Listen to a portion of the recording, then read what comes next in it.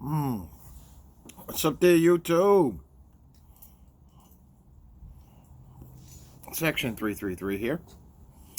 I am smoking the 2019 St. Nicholas Savinelli in the 320 shape. So this is their Christmas pipe.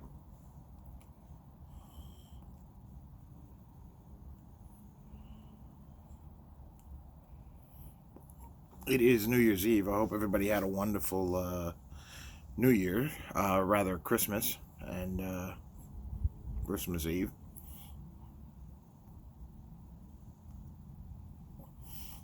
I am smoking and I actually did not bring the tin out with me for whatever reason. This is Gowith and Hogarth Balkan blend. So this was a blend that I got when I purchased this pipe. This is not the inaugural smoke in this pipe. The inaugural smoke was actually GLP's Maltese Falcon, which is a wonderful blend.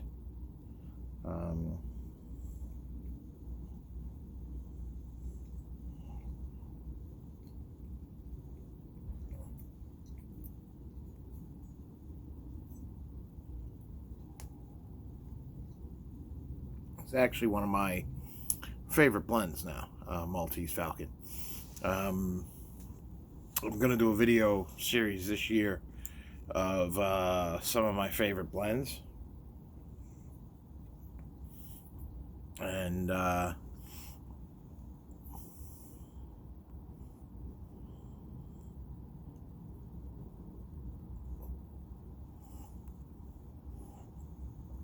I feel like I should do a last blends of the season type thing.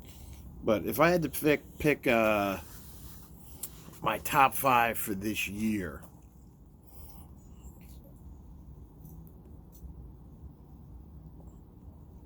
and I would say my dog is sniffing around my what do you call? We have an outdoor conversation set that's circular, and it's covered. And we didn't use it this year, so it's been covered almost all year. I uncovered it when I went to blow, whenever I used the blower. But I would say for the fall, it's been covered in its entirety. So there's a very good possibility that there might be an animal living under there, some kind of critter. So I guess they're about to find out the hard way. Schnauzers are actually very good hunters. Even though she's parts poodle, so she's a schnoodle, which is a designer mutt, basically.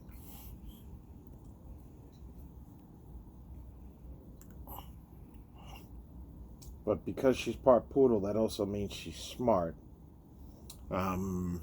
So she's a smart hunter, actually.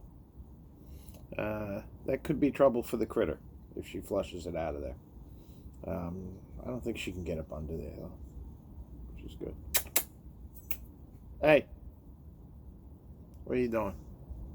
Stay where I can see you. So, if I had to pick 5 blends, I guess I should actually have the blends here at the ready to go. I don't know. I try to do these in a very staged or unstaged way, unless I'm doing like a pipe reveal or a tobacco review.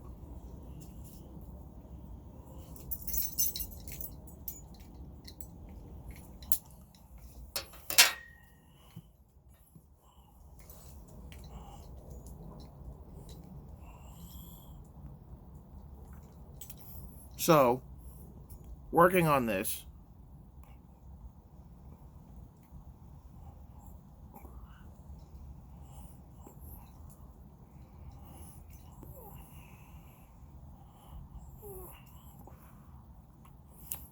it's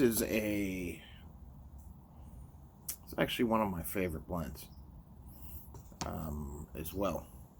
This particular Balkan blend. I feel like it's very overrated. Now, Gowith and Hogarth, I need to do actually more research on it before I do an official review on this. But this is actually only, I want to say, my second, maybe third bowl of this. And then I will do a review on it. You got to give it some drying time. Actually, when I first got this, it was soaking wet.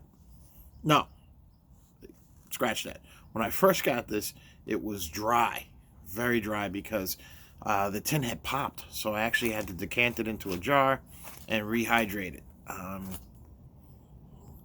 put 12 drops of, no, 10 drops of distilled water in it, and closed it in a bale jar and let it sit for like 3 days. After that 3 days, it was actually quite moist. It was wet, actually.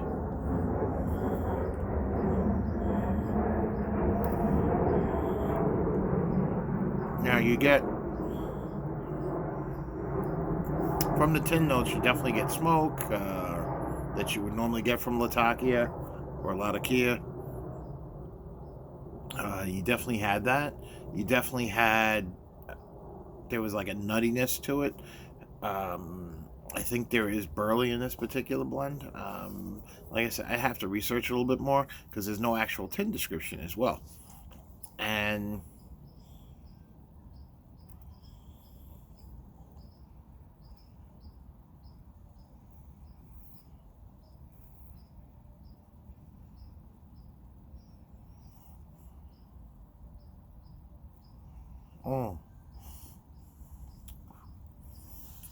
it is I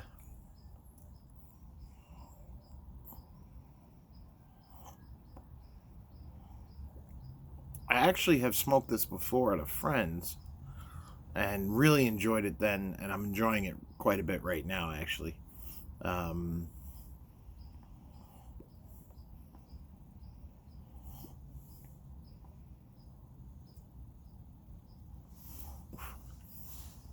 Definitely a keeper, and definitely a winner. Drinking my coffee.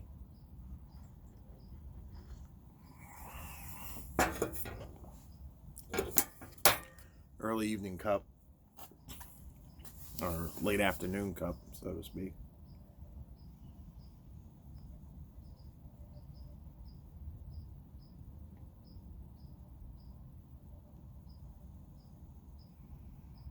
Mm.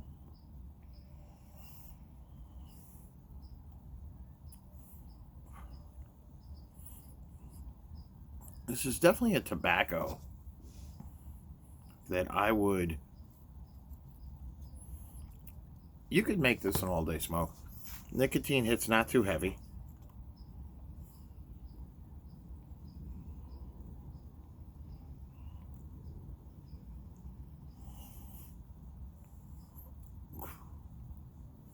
And the flavor is not overwhelming.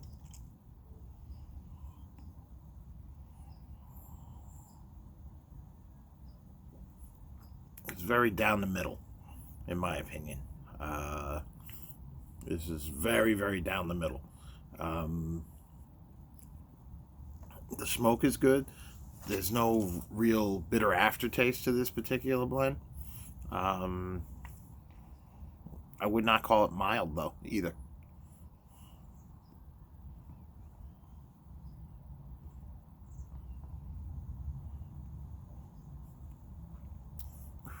It's a very enjoyable blend. If I had to think of, would this make my Desert Island blend list? And that's always the question. Does a blend make that list? And then, what is that list? So I guess, like I said in, I think one of my last videos was, you have that Desert Island blends of things that are readily available. Then you have the 5 tobaccos that are in your collection that, let's say, if you had to get rid of all your other tobaccos, which ones would you keep? What would be the 5 blends you would keep from your entire collection of tobaccos? And the thing is, most people in their cellars, they have things they like. They have things that are difficult to get. They have things they like that are difficult to get. But which of those, if you had to only keep 5 of those blends, and you could have unlimited tins, let's say, the fantasy scenario gives you unlimited tins of these 5 blends, what would those 5 blends be? And then there's the fantasy blends, a blend you have smoked and is no longer in production, you can no longer get, and you no longer have it, let's say. What would those be? And then there's blends I would love to still try one day.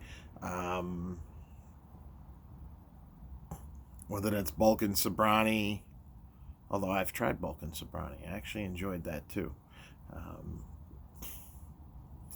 Smoked all of that up, unfortunately. I still have a few tins of Penzance left. I think I have 3 or 4 tins left of that.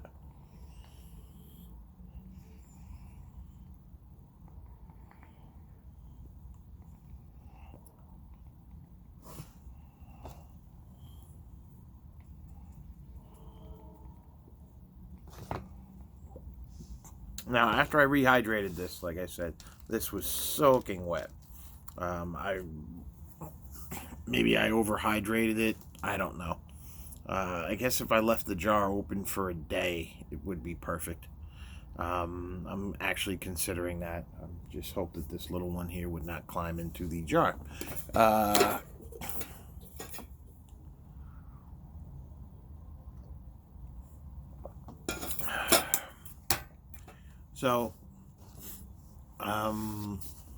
But not a bad blend.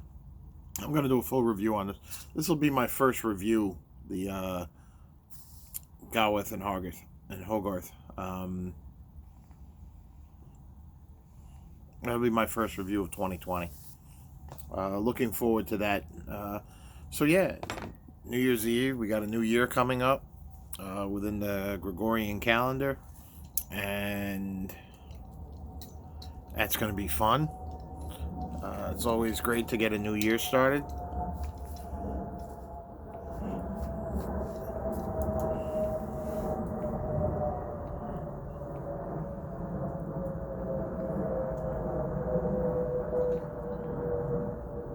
I know there are people like, no, but I'm getting a year older.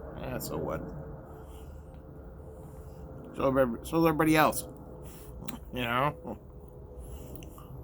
So is everybody else. Do it with style and grace. That's what I say. Do it with style and grace.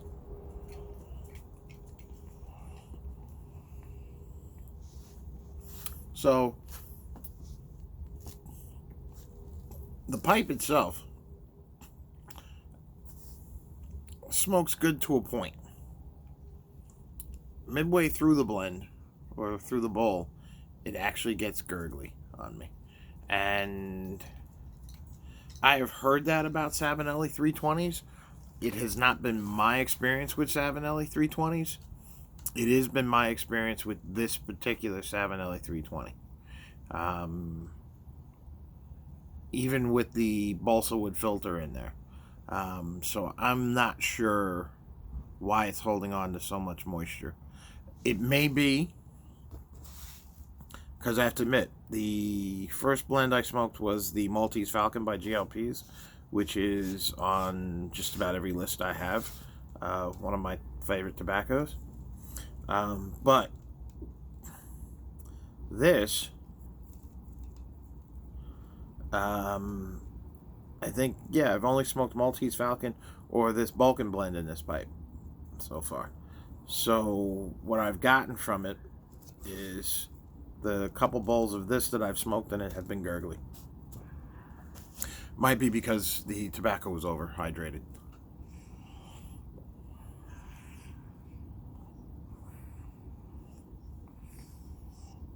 In which case, that is my fault.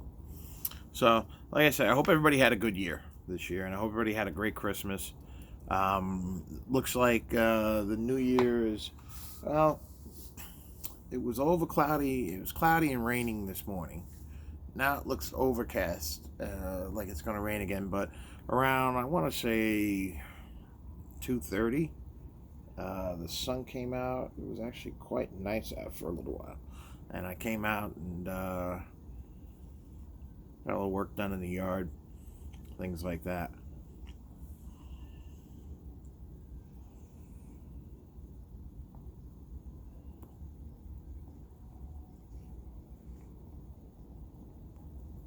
So you just gurgled on me there. This pipe. Yeah. So I don't know if it's this pipe or not, though, with the gurgling. But it looks like I'm hoping 2020 is a great year.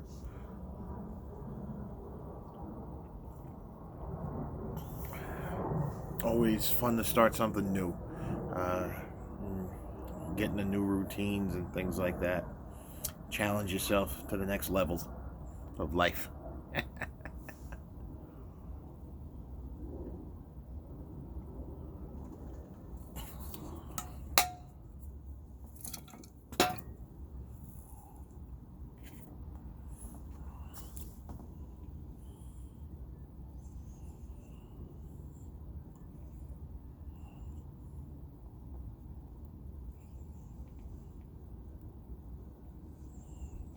Oh.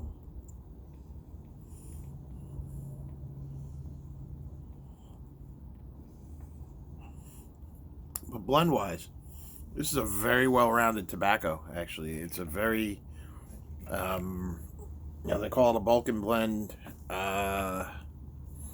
It's very reminiscent of actually Dunhill London blend. Not the mellow either. The regular Dunhill London blend. I just said Lundhill.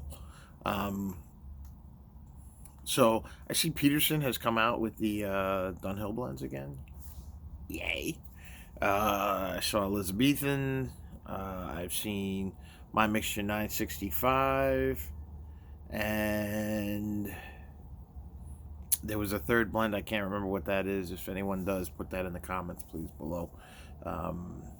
So I have not tried those. If anyone has tried them, please let me know. I think Law and Smoke has, and I think he posts some videos on it. I gotta get around to watching them. I really do. I just haven't had much time to watch YouTube videos at all. Been so busy with work. It's incredibly busy right now at work. My wife and I were both just commenting as we work in the same hospital, and just packed every day. And usually you slow down the week of Christmas, and like Christmas to New Year's, you usually slow down a little bit. But we haven't done that. Actually, we've been busier than we've been all year long, in all honesty, or as busy as we've been all year long. And I guess it's great to be in a busy hospital, in that respect, as opposed to the alternative. And being in a hospital that might have to actually close down. It's actually funny. One of the things that I've learned over the years about a lot of hospitals that closed down wasn't that they were necessarily bad hospitals. They just didn't learn how to bill appropriately. And your billing is a big portion of what you do in healthcare. And it helps to keep the doors open if you can bill appropriately. And also persistence with your billing too, because a lot of times insurance companies will kick back the original bill, saying that they're not going to pay, in hopes that you'll just bill the client, and then that's usually you have to just resubmit. And if you resubmit, you usually get under the wire. Somebody is here, as my dog has gone running to the gate. I don't know if it's the dog walker or if it's my wife. She had to work today. I actually had the day off. I got a couple of days off. Looking forward to it. But so like I said, I hope everybody had a great year, and I hope everybody has a safe and happy New Year this year. And I look forward to making a lot of great videos and doing some fun things with you guys. All right, you guys be good. Bye-bye.